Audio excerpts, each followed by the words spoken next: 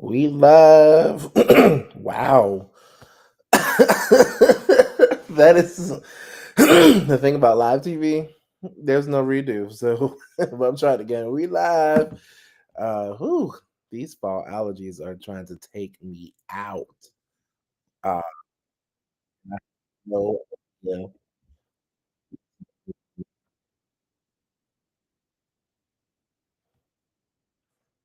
All right. All right. Like, what is going on?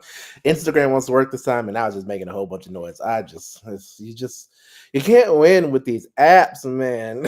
You try to do stuff with technology, you try to get technology to work, the technology doesn't want to work.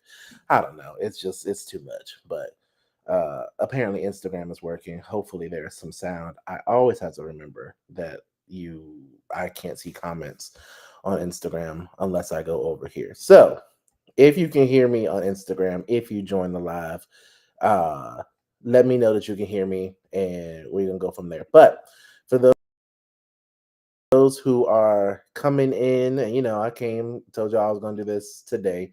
Most people end up watching it back, which is all good. So we're just gonna get right into it. So this week, yeah, this week has been a week. This week has been draining in the worst of ways. And I think honestly, if we'll be completely and 100% honest, it's been draining in a lot of ways, even beyond the fact of the major way that people might be thinking of. I'm just choosing not to go down that rabbit hole tonight because of political reasons and banning and censorship and all that kind of stuff. But the things that happened this week, the school shootings, the actual shoot, like the murders, the senseless murders, all the stuff has just been crazy. But in one sense, like, I don't want to say that it's not what's the word it's not unexpected in a way, because Second Timothy 3 tells us that in the last days, people will be lovers of themselves, they will be crooks, they will do all sorts of things that are just terrible, right? So it's not so much a surprise that there is evilness happening, it's just a surprise at the sheer volume of it. But I do think, like, and that's what I wanted to talk about tonight, that even in the fact that it's going to happen, I think even with that happening, I think that there is some responsibility that we as children of God, as people of God, as Christians, if we claim that we are Christians, we have to do. More specifically, as creatives. Those of you who don't know me, my name is Justin. I am the founder of The Create as Well. The Create as Well is a platform for Christian creatives, entrepreneurs, and purpose seekers to be refreshed, renewed, revitalized for their God given purposes and callings, because life is rough, the road is tough, people are ghetto, but we are called to continue no matter the circumstance, no matter the situation. And in that call to continuation, we need people around us to help us out, to um, put us on the right paths, to, just really help us kind of stay on the straight and narrow, find the straight and narrow, abide in Christ, all of the things. And as I was thinking about this week, I feel like there is a tendency for Christian creatives, Christian people and everyone has a gift, right? So I don't want to just mention that like creatives are the best. Like, that's not necessarily the case, right? But because we all have gifts, and like the Bible even says, how can you say the eye is more important than the foot, and the toenail more important than the, I don't know, toe knuckle. I don't know, toe knuckle, whatever, elbow, whatever the case is, right? So this is not a purpose to be like your giftedness as a creative is more important, but how you show up to the world is very unique. And I think that in that uniqueness, if you don't show up in that uniqueness, the world is losing something, something, someone, something, whatever the case might be. So and in times of trouble and turmoil like this, a lot of times we shrink back in times where we should not shrink back, and it's for a variety of reasons, right? Like, no one should have to deal with processing the trauma of all of the what's happening in the world, right? Like, it is a lot to deal with, it's a lot to reconcile with, it's a lot to just like exist in and still be expected to go to work your normal job and still take care of your kids if you have them and still do all of your regular responsibilities while the world around you is literally on fire and melting down. And then you're someone like me is telling you that you still need to be creative and put out stuff. Yes, and we'll talk about it tonight of why, because Matthew 5 said so. So started with Second Timothy 3, in last days, people will be lovers themselves, just not caring about anybody. Love, I think it says like love will dwindle, love will wax cold. And that's not a good thing whatsoever. Um, and I think we can confidently say that however you feel about last day theology, eschatology, all of that, whatever, I think you could say that the last day prophecies of the world kind of going crazy, like we're either we're either there, we're either right about to be there, or we've been there for a while. So, but Hebrews tells us to look to Jesus, who is the author and finisher of our faith. So I feel like this is a time for us to look to Jesus, and one of the places to look to Jesus is, of course, the Gospels, but the entire Bible is about him. But today, I wanted to start at Matthew chapter 5, because that is the start of the Sermon on the Mount. So, Sermon on the Mount, one of, well, pretty much the most popular sermon from Jesus. And it's really a good way to just live your life. And it's good teaching. It's all sorts of things from that perspective of like who Jesus is and how you should live your life as a response. And I think it's very applicable to us as creatives. Why? Because when you start Matthew chapter 5, and I'll pull it up on the screen, because most people, as you know, as a producer, when you think about this, a lot of people are watching this on a mobile device, so they have to click off to go read the scripture. So I'm just going to put it all here. It is literally all here.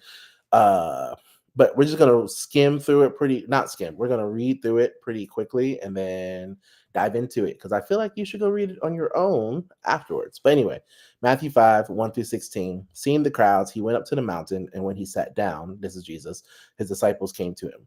And then the title is the Beatitudes. And he opened his mouth and taught them, saying, Blessed are the poor in spirit, for theirs is the kingdom of heaven. Blessed are those who mourn, for they shall be comforted. Blessed are the meek, for they shall inherit the earth. Blessed are those who hunger and thirst for righteousness, for they shall be satisfied.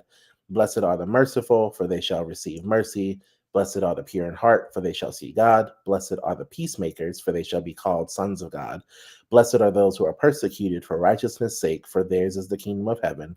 Blessed are you when others revile you and persecute you and utter all kinds of evil against you falsely on my account. Rejoice and be glad, for your reward is great in heaven, for so they persecuted the prophets who were before you.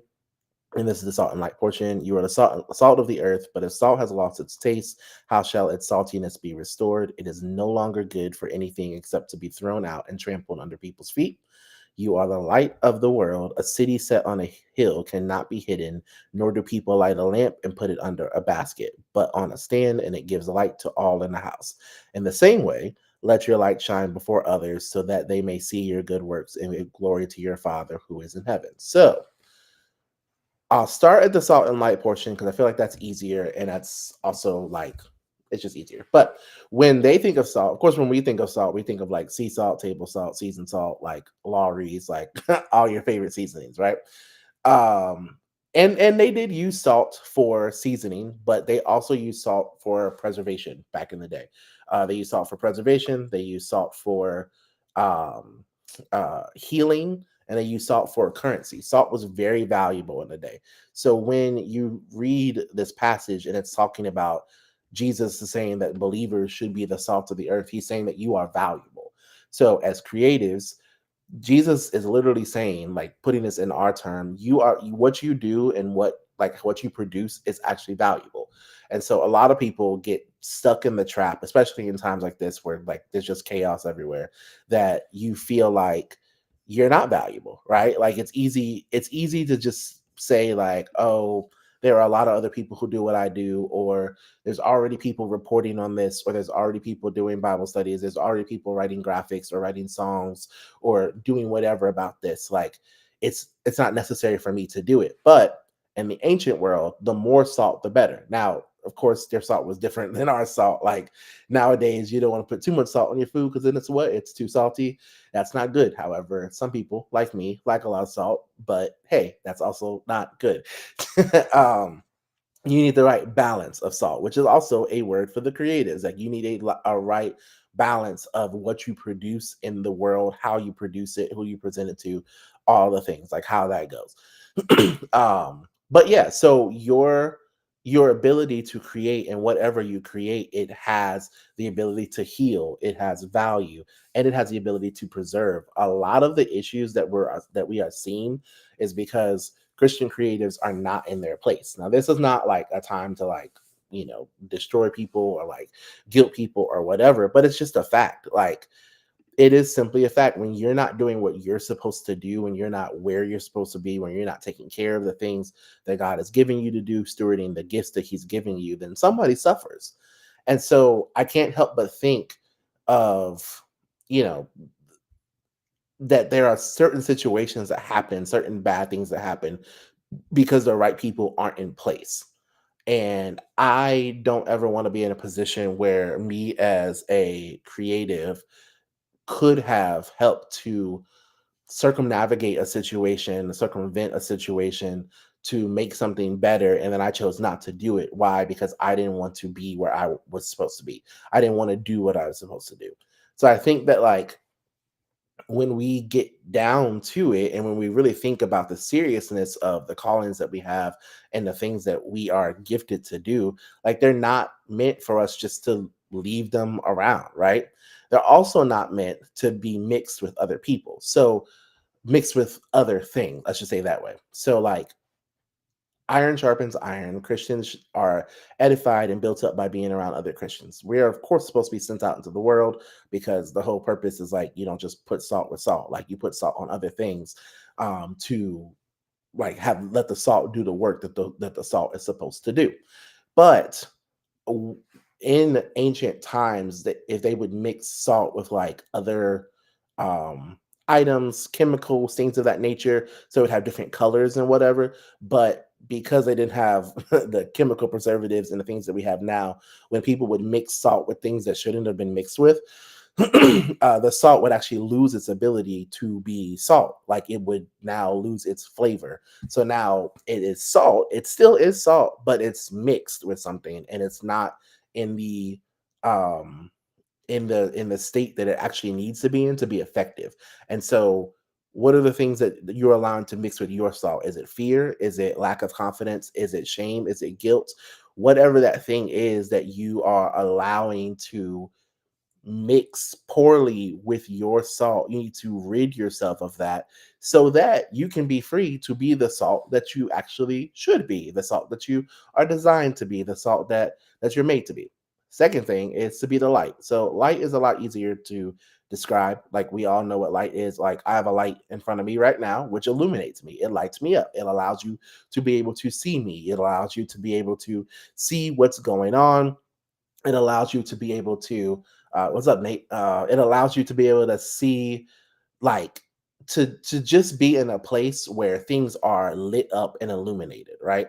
And so, as Christians, we are called to illuminate the world. The world is often referred to in scripture as a place of darkness, as just a bad place or horrendous place. Like, it's not really giving good adjectives for the world. But we as Christians are called by Jesus in the Sermon on the Mount. We are called to be the light. And it says, and it tells you all the things that, like, on a city. If you put a city on top of a hill, it's gonna be seen. If you if you put the light on a lampstand, it's gonna be seen. Like, don't put a basket over it, don't cover up your light. And so, again, further encouragement for everybody, like, when you are, like, let your light of your creativity shine so that people can see it. So what does that mean? Keep posting your stuff, keep putting your stuff out there. Like, keep doing the things that God has called you to do, even when you feel like you don't want to do them. Why? Because He told you to do it. Like, the biggest thing with God is obedience. Like, it is easy to just not do, right? It is easy to hide yourself. Like, it is actually easier to hide yourself, like, to do the opposite of what Jesus said here, because the fact of the matter is, He wouldn't tell you that to not do something if it wasn't a natural tendency to do something. So it's a natural to hide from the things of God. It's a natural to not want to engage in Christian content. Like it's a Friday night, people want to be outside. It's the last couple weekends of summer. Like people may not want to sit here and do a Bible study. People may not want to read the word. People may not want to sit down and even work on their craft. Like you have to think about that as well. Like it takes time to produce whatever God is calling you to do. Like you have to take time from your family, from your rest, from your enjoyment. Like you have to take time from Netflix, take time from social media, take time for whatever to sit down and really hear from God and create whatever it is that He's asked you to do. Like whenever God gives me an event or whatever to put out, like I have to, let's say, like, okay, I would love to sit down and watch Netflix right now. Like it's a Friday. I'm an introvert. I happily would just turn on Netflix, sit on the couch, and have a great time tonight. Like in my house, having a great time, having a ball. But like instead, the Lord was like, go live and talk about the Sermon on the Mount, the first part. And I'm like, I don't really want to. But I am letting my light shine. And I'm trying to encourage you all, whether you watch this now, later, whenever you watch it, wherever you watch it, whatever the case is, let your light shine because every one of us has a light inside of us. Every one of us has something that the Lord wants to show forth his glory through us. And it's all about God. Now, your light's not shining just to get the light on you, right? Your light is shining to illuminate for somebody else. Like when you think about it, your any sort of light, like if I were to like turn on this flashlight off my phone, it's not like how do I put it? Like it's not for the good of the phone, it's for the good of the person who is using the phone. So your light isn't even really for you. Your light is for somebody else. Your light is for your friend or your family or the person that you've been called to or whatever the case is. So if you're not shining your light, that means that you're being selfish and you're not helping somebody get done what they need to get done, like ultimately. And your light might be the light that is the catalyst for somebody else to shine their light. Like when I think about the people that like we know really well in Christian faith, so like your big influencers, like your well, I don't really want to call anybody's name right now, but the people that you think of when you think of Christians, like the pastors, the singers, the podcasters, the whoever it is, somebody like in a lot of those cases, there is somebody who is lesser known that showed forth their light that helped them to get to where they are in their walk. So you may not be the one who ends up with the millions of followers. You may not be the one who ends up with all of the influence and all of the accolades and all of the whatever, but you might be the one who contributes to the person who does show the glory of God to everybody else. And that should be enough for you. So that's another encouragement to all the creatives out here just to know like you may not be the one with the major platform, but you if you do what you're supposed to do, you will end up influencing somebody down the road. Like it's a ripple effect, like of how because they say there's only like 6 degrees of separation between everybody on the planet, and it's probably less than that now with the internet, to be completely honest. But like I know my people and then I put my stuff out and then my people watch my stuff and then they share with their people and then or they learn something that I taught or whatever and then they go out and they go down do whatever and blah blah blah blah. Like it is a ripple effect. And when you put a whole bunch of lights together, you're able to shine very brightly. And the whole goal here is so that people can see Christ. And so when people see Christ, that means that God gets glory because the Bible says that Jesus is the image of the invisible God. So if you point people to Christ, you are now getting people to God to see their Father in heaven, the creator of the universe. So don't be selfish. Don't be stingy with your lights. Let your lights become a big old like series of lights, light it up, let it be what it needs to be, right? So I skipped over the Beatitudes, but I'll come back to them now just to kind of hit them kind of quick because I think that's worth everybody studying them like individually and taking time because one, you should always study the Bible, but Matthew is a good place to go to read the Sermon on the Mount as well. But let me go back to that like group thing because I don't have them memorized. But I made this little graphic. I don't know how I feel about it, but it's a little graphic for tonight. Blessed are the poor in spirit. Now, so a little history, like context with the Beatitudes. So right before the Beatitudes in chapter 4, Jesus was out healing and teaching, casting out demons. Like he had just called it, so let me back up even more. He had just been tempted in the wilderness by Satan for 40 days, 40 nights. He overcame that temptation and he went through the wilderness and he was all good. Then after that, he goes and he calls the disciples. After he calls the disciples, he goes to different areas, different villages, and that's when he's teaching and preaching and casting out demons and healing the sick and doing all of the miracles that he did. So people started to know about him. So then when you get to chapter 5, which we are here now, it starts off by saying that he's up on a mountain and people are gathering around to hear about him. They're gathering around to hear about him because of his good works. His good works, what was that? Him being the salt and light. So you, again, showing, like, trying to bring this all together. A lot of times before you can teach people, you have to show them something. You have to give them some sort of wonder and marvel. And I think that's where, like, it comes to creativity. Like, a lot of times people see or hear something and then that makes you want to dive deeper, right? There are so many artists that I've gone down a rabbit hole of their work or their like theology of stuff and how they think through things because of a really cool video that I saw on YouTube or a really good sounding song that they put out, right? Like that's the thing that hooks you. So let your creativity be the thing that hooks people and then give them Jesus through whether you're the teacher or you're associated with a teacher or whatever. 'Cause I'm not saying that everybody has to teach. I'm not saying everybody has to preach. Like I'm just saying, but everyone is called to do something. So whatever that something is, do it. But the first thing that he says on this Sermon on the Mount, which is known to be like regarded as like the best sermon there is, it's one of the few like fully recorded sermons from Jesus. Really, I think it's like the only recorded sermon in entirety from Jesus. The rest are all teachings and parables and things of that nature. But the first thing he starts off with are these beatitudes. And so the word beatitude actually means like happiness and blessing.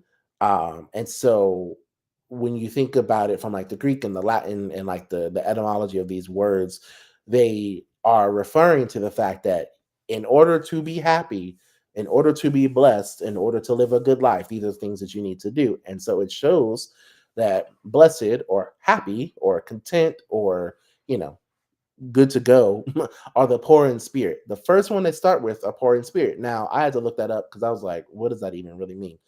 But poor in spirit really just means that you have full reliance on God because you realize that without God you're nothing, that your spirit really isn't enough. Like you can't sustain yourself essentially. So blessed are the poor in spirit, blessed are those who mourn, blessed are the humble, blessed are those who hunger and thirst for righteousness, blessed are the merciful, blessed are the pure in heart, blessed are the peacemakers, blessed are those who are persecuted because of righteousness. Now, in chapter 5, each one of these like statements has a positive like result as in. So blessed are the I don't have that listed, but I don't have those memorized. Blessed are the poor in spirit, for theirs is the kingdom of heaven. So for those who are know that God is their source, that God is their resource, you now get to inherit the kingdom of heaven. Blessed are those who mourn, for they shall be comforted. So basically, feel your feelings, mourn for those, mourn for the situations that are lost, and there's a comfort from God that will come. Blessed are the meek, for they shall inherit the earth. So even here on earth, there's something for those who are humble. Humble, meek, synonyms. Blessed are those who hunger and thirst for righteousness, for they shall be satisfied. So in your quest for righteousness, in your quest for things to for justice and your quest for things and people to be treated right, God will show you some level of satisfaction. Blessed are the merciful, for they shall receive mercy.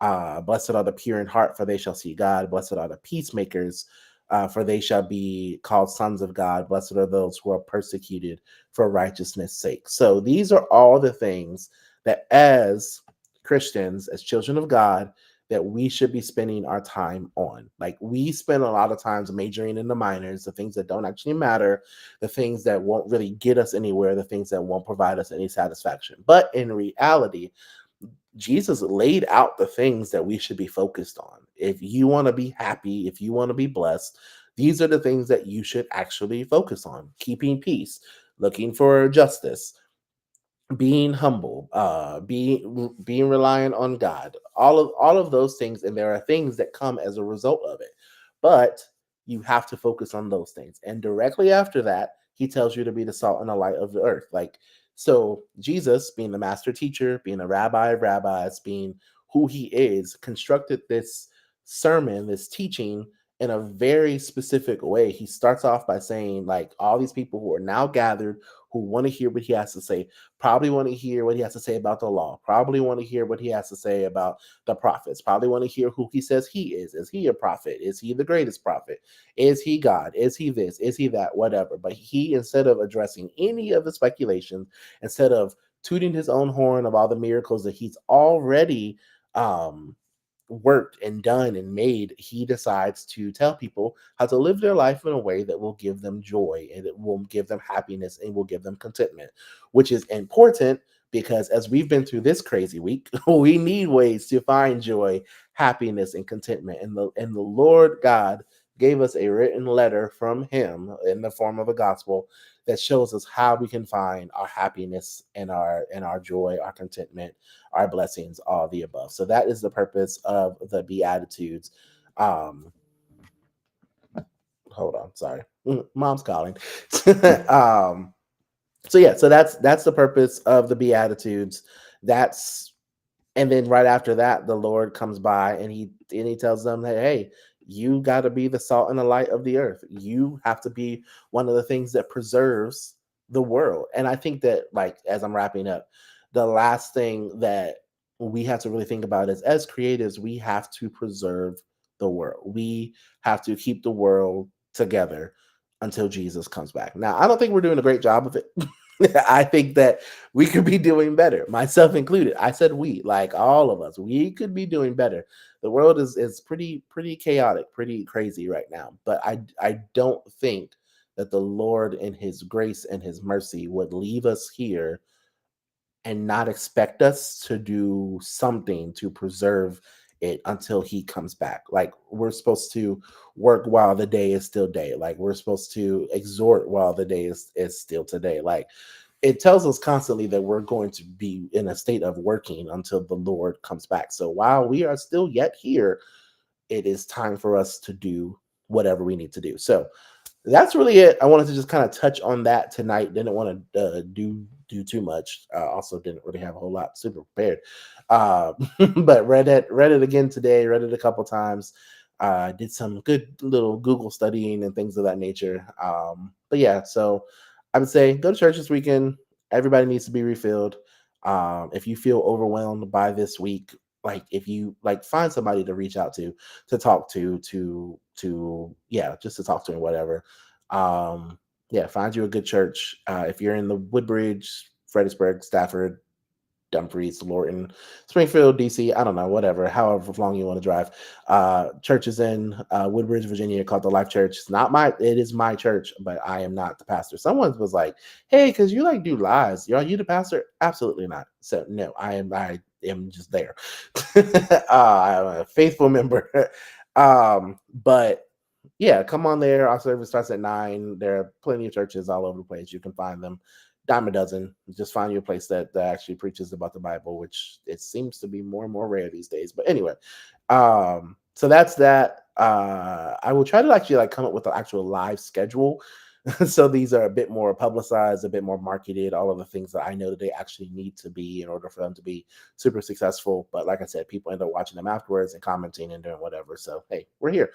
Other than that, be on the lookout for Carols for a Cause. We do have a date. That is Saturday, December 6th, in Woodbridge, Virginia. So there will be like a flyer and all the marketing fun that will come with that pretty soon. It is weird to me to like promote Christmas stuff outside of the Christmas season, but because the event is at the beginning of the Christmas season, can't really just like do it when Christmas starts. So by the end of October, you'll be seeing Christmas stuff. And hey, it's okay because there are no rules anymore. The world's crazy. So we're going to bring Christmas joy as early as Columbus Day this year. So yeah. So look out for that. Be on the lookout for that. Create as well podcast coming out every week. This today I did not post the clip today. I need to do that. Probably will do it tomorrow. But I had the interview with the band about the Valley song, which is out now for streaming consumption, all the above.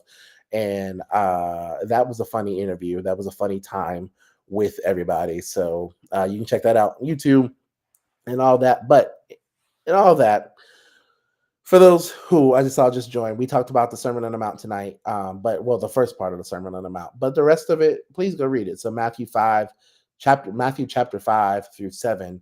It's just really good to read the whole Sermon on the Mount, and I say read it in one setting. Like it's 3 chapters, but it's a really good read, and a lot of it is stuff that you've already heard. Probably if you grew up in church, if you believe like have read the Bible or heard a lot of like church stuff, you've probably heard a lot of the content of the Sermon on the Mount, but not necessarily in its right context and how it flows together. So even today, like when I was reading over the first 16 verses that we talked about tonight, but I read the whole Sermon on the Mount as well. Like, let me just, it's been a while. Let me like read the Sermon on the Mount. And it's really good. And it's really just a good way to live your life. Like Jesus really outlines how a believer should conduct his or herself in everyday stuff. So yeah, that's all we got. So I hope that you have a great evening. Hope that you have a great weekend. Be encouraged, continue to be the salt and light. Creatives out there, create something. I think that would be my challenge. Like if you are a creative, like create something or post about something that you created or think about something that you're going to create next. Like I have some stuff that I have to really sit down and outline to get some stuff going. I think this next like kind of area that I need to do in my creativity is like it's got to go deeper in theology, but also deeper in artistic presentation, and both of those things take time. So this weekend I'm committing to sit down to outline what will be the next Create as Well show, the Create as Well experience show, whatever you want to call it. But in that, like not just mapping out the run of show and that kind of stuff, those logistics, but really figuring out all the pieces that come together to make it all work, and present it in a way that really solves the problem that I feel like the Lord has shown me that we need to solve as creatives, which and I feel like I can say it because we're going to get to it anyway. It's about confidence. And I feel like a lot of us do not are not the salt and the light that we're called to be because we're not confident. So that's a whole nother discussion for a whole nother day. Um, we'll be talking about it on the podcast. But yeah, so that's it. That's it for real now. And yeah, you guys have a great rest of your night. Thanks for joining. Share it with somebody, like it, comment, subscribe if you're on YouTube, blah, blah, blah, blah, all the things. That's it. So yeah, that's it. Thank you guys. Have a good night.